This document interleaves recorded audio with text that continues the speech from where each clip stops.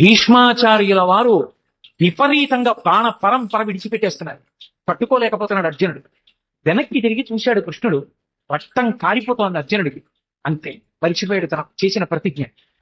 అర్జునుడు తను ఉండగా వెనక ఇన్ని దెబ్బలు తింటే తట్టుకోలేక పగ్గాలు విసిరి బారేసి ఒక్క దూకు దూకాడు కిందకి. ఆ దూకేటప్పటికి ఆయన కడుపులలో ఉన్న జగములు ఊగిపోయి ఆయన కుండలములు ఇలా ఊగితే ఆకాశం అంతా కాంతి కప్పుకుంది. గబగబా చక్రం చేత్తో పట్టేసుకున్నాడు. పట్టనన్నవాడు పరిగెత్తుకుంటూ వెళ్ళిపోతున్నాడు భీష్ముడు రథం దగ్గరికి. పైన వేసుకున్నటువంటి బంగారు రంగు ఉత్తరీయం జారి కింద పడిపోయింది. అర్జునుడు ధనస్సు విడిచిపెట్టి కిందకి దూకి, బావా బావా, అర్జునుడు చేతకాని వాడైతే కృష్ణ పరమాత్మ చక్రాయుధం పట్టాడని లోకం చెప్తుంది బావా, కోపం తగ్గించుకో, వదిలేయి వదిలేయి వదిలేయి అని వెంటపడి చేయి పట్టుకుంటుంటే నేను నీ రథంలో ఎదురుగుండా ఉండగా నిన్ను కొడతాడా అంతా?